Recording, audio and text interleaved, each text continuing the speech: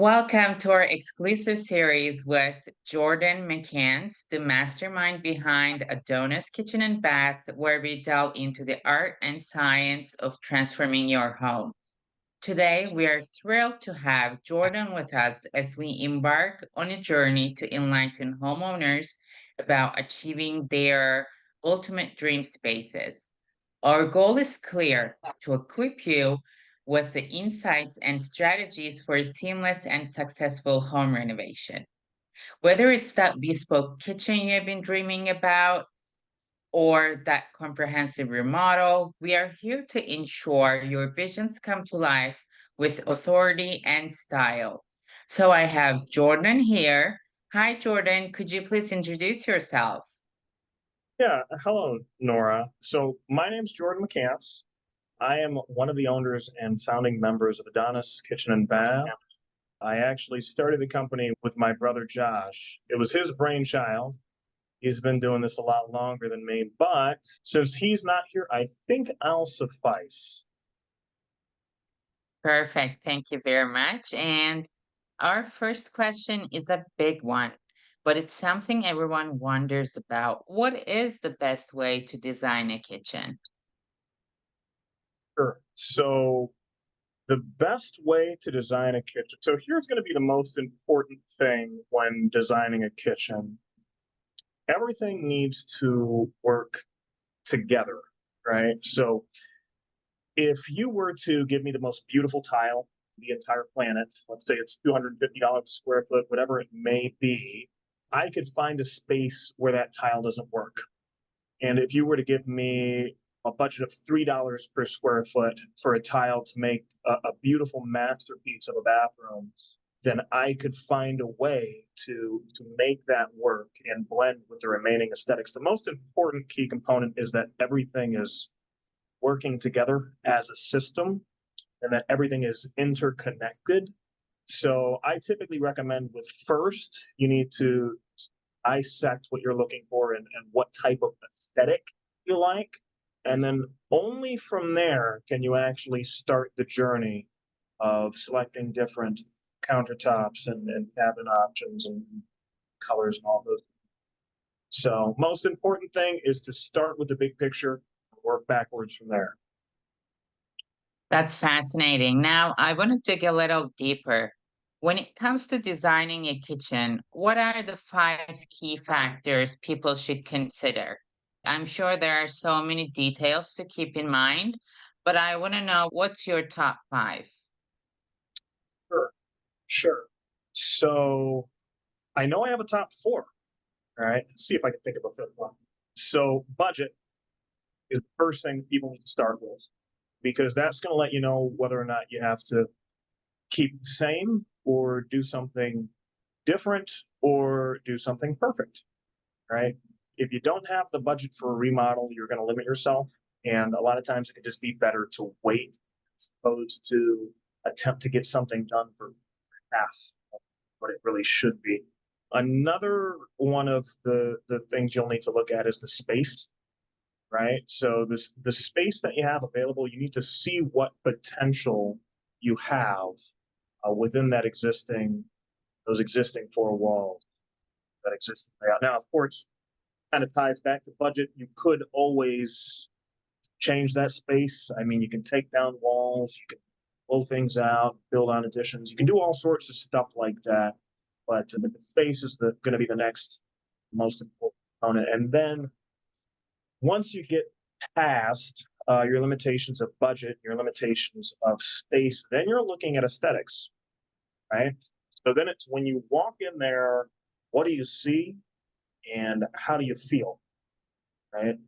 So that's going to be, that's always the one that everyone thinks of. Whereas most people know what type of style they like, they know what colors they like. And then another important thing to consider is going to be what functions or features you'll need out of that space. So if you cook a lot, it can be useful to have an additional, maybe a bar sink in the island or maybe a pot filler by the range. Those types of things will really come in handy depending on what you do in space. And then Same thing with bathrooms. There's a lot of opportunities with different types of showers, with steam showers, and a lot of opportunities for how you illuminate spaces, bring them to life, different. Those are my top four: the budget, space, aesthetics, and then features. Mm-hmm. Great points. And moving on to something a bit more specific, what do you think is the most ideal kitchen layout? I feel like this one can really vary based on personal preference and space, right? But I want to know what's your ideal kitchen layout? Hmm. So this can go a lot of ways. So to me, the ideal kitchen layout, I want to see something spacious. I want to see something functional, but a lot of that is in the eye of the beholder. That's why, custom remodeling can be important. We have had clients in the past whose ideal layout differed from mine.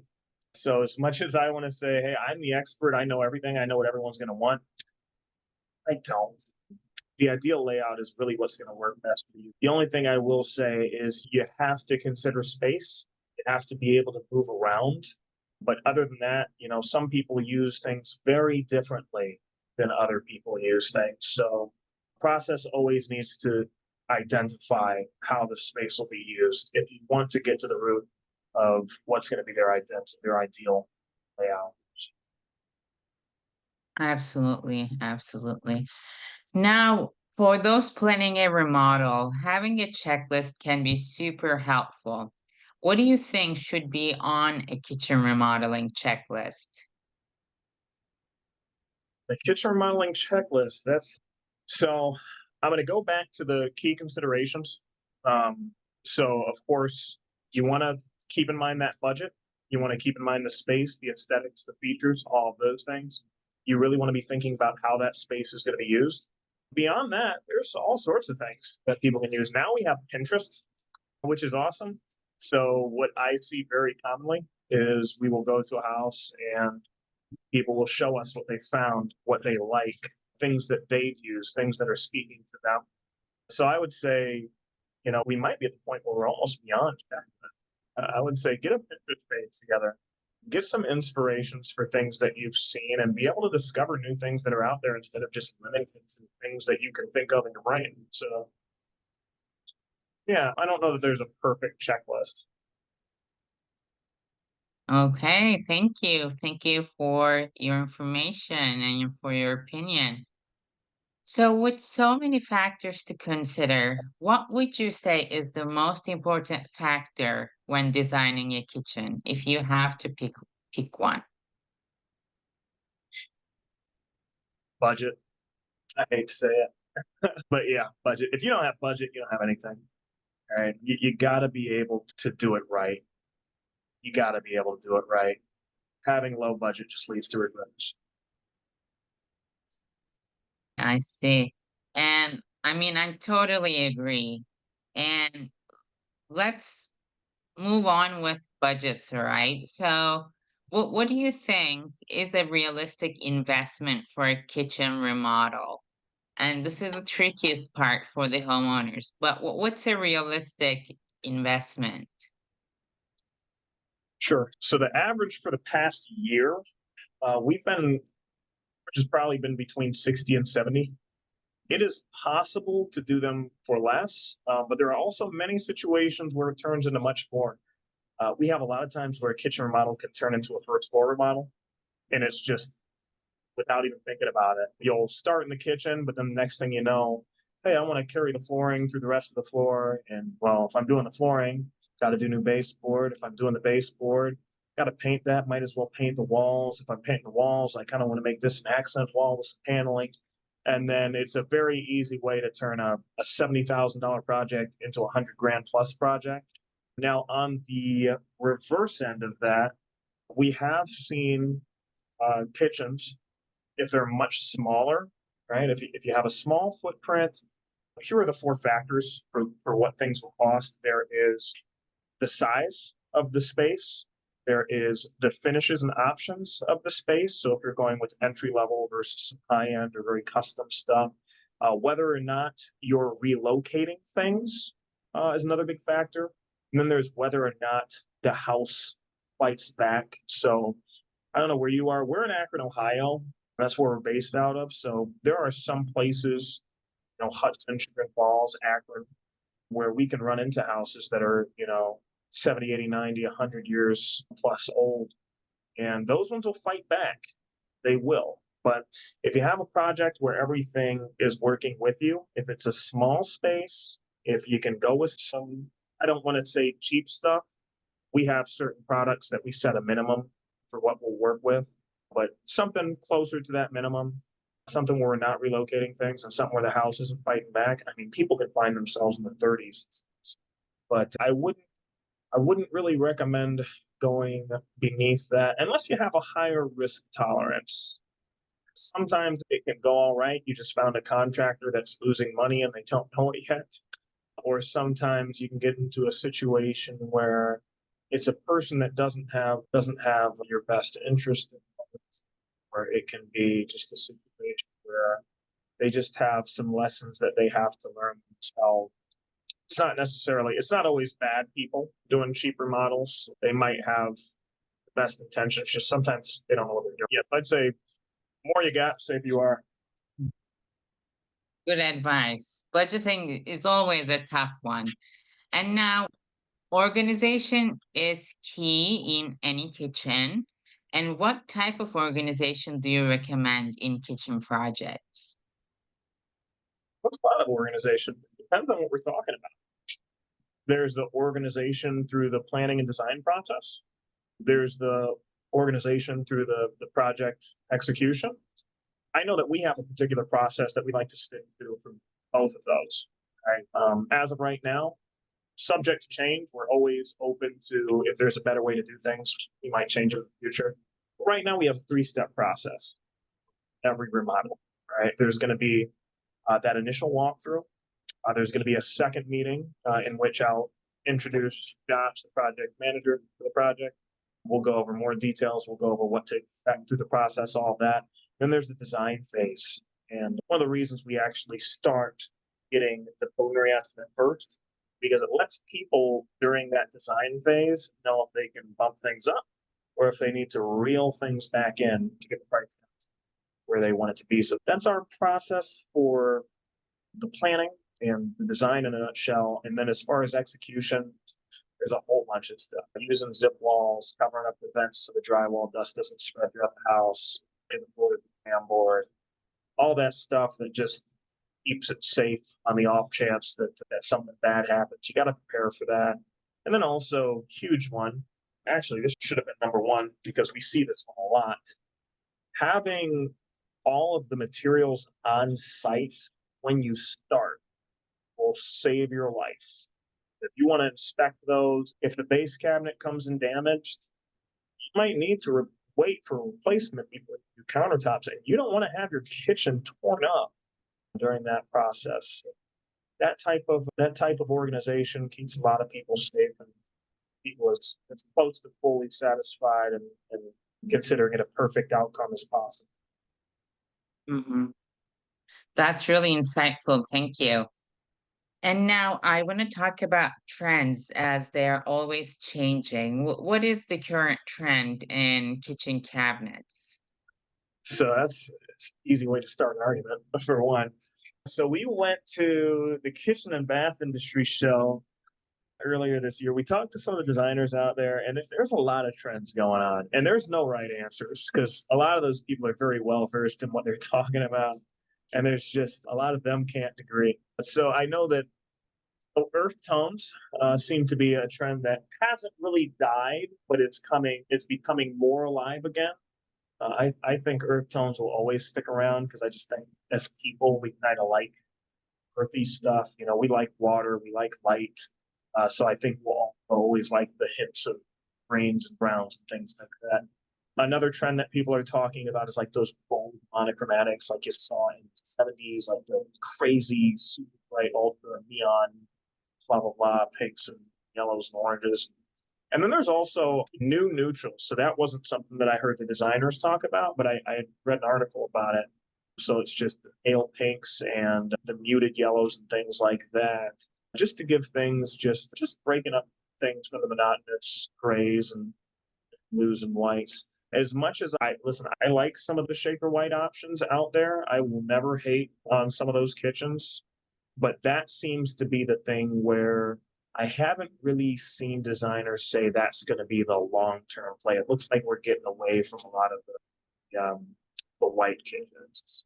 So really, just yeah, but it's we're also in Ohio, so we're not a hub. So there are like you're going to see the places like the California, Nevada, New York, all those places. You guys are going to see the trends before we will, and I'm just listening to you guys. Yeah, that was interesting to hear the new trends. And I kind of want to move on to countertops. What would you say is the best countertop for a high-end kitchen? Sure. So if you're looking for resale, you want to go with something that people recognize the name of quartzite, stuff like that. Cambria uh, is excellent option.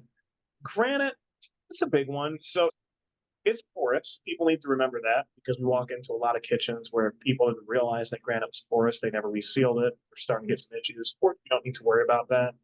There's also a product called Deck, which I was actually mispronouncing 100, 300 walkthroughs called. That's how you pronounce it, Dekton. But it seems to be like the product. It's made by Cosentino, who also makes silestone quartz, but it has, I believe, it was 800-degree heat resistance, a low porosity. You don't need to reseal it. They make it on a press that gives it a really good hardness profile. It also doesn't have like weak points to break upon. So that one is, I'm impressed by it. I've seen a lot of different solid surface materials, and I like a lot of different solid surface materials, but I haven't seen anything like Decton. Definitely something to look into. There's a financial building. It's not in America, but there's a financial building somewhere in the world that has Decton cladding siding on the building. That was a big, expensive, show-offy move, but looks good. That's probably the best product if you don't care about people recognizing the name. Hmm. I see that was a great recommendation to learn about that. And on the topic of luxury, what do you think is the most luxurious type of kitchen countertop? Is it the same one that you just said? Problem with Decton is, once again, just people don't know the name. When it comes to luxury, I feel that people want a certain level of recognition when they're doing things that are luxurious. That's why, I'm sure you could build a very nice watch yourself for $1 million. But there are a lot of people that are going to buy a certain brand because they want people to know what they've spent. You don't get that from Decton. People don't know what that is. So if you're looking for that recognition, I would say quartzite, quartz, granite. I'm not a big fan of marble. Stay away from. That's my recommendation. Oh, great. Now let's talk about something that often gets overlooked, but it's so important, Sure. lighting. How does lighting affect kitchen design and functionality? So it can change the look a lot, right? We did a project. There's one that I think about a lot. It's on our website. It is SY Akron. And in that kitchen, it was an earthy kitchen that you wanted to have a certain feel to it. So in that kitchen, we didn't go with the just standard recessed lights all throughout and then do a pendant light above the sink or the island or the peninsula. Or, I'm sorry, did I say pendant lights above the sink or the island? That's fine. But we didn't go with that for that particular project. We kept it a lot more modest, kept that lighting very warm, and it gave it a very different feel. And at the same time, you can make a cozy kitchen feel like an industrial space if you do very bright white lights throughout. And then also there's functional lighting as well, under cabinet lighting, stuff like that, in cabinet lighting, even token lighting, some scenarios, above cabinet lighting. But yeah, lighting definitely it plays a huge part. And if you don't believe me, just turn the light off. I mean, it's that simple. So yeah, definitely lighting layout is something that requires some foresight, and you do want to look at the remaining scheme of the project to make sure that you have light. You can't just throw the same lights and everything Yeah, lightning really does make such a big difference. And finally, for our listeners looking to upgrade their kitchen appliances, what are the key considerations they should keep in mind when selecting kitchen appliances? How does it affect the overall look of the kitchen? Oh man, appliances are getting out of this world. I don't even want to advise you on that. By the time this comes out, even if it's like a week from now, there's going to be all sorts of new crazy options out there. The stuff that I'm seeing with appliances, do a Google search, type in the year and type in, fancy appliances, and you're going to see a lot of crazy stuff. Obviously, back to space, keep in mind that layout. You either want to pick your cabinets with your appliances in mind or pick your appliances with your cabinets in mind, but keep those considered for each other. But yeah, as far as appliances, I'm not even going to open that Pandora's box there. That's a whole different podcast. Okay, I see. I see. Thank you so much for sharing your knowledge with us today. This has been incredibly informative. And to all our listeners, thank you for tuning in. We hope that you get some valuable insights for your kitchen projects. And until next time, happy remodeling. All right.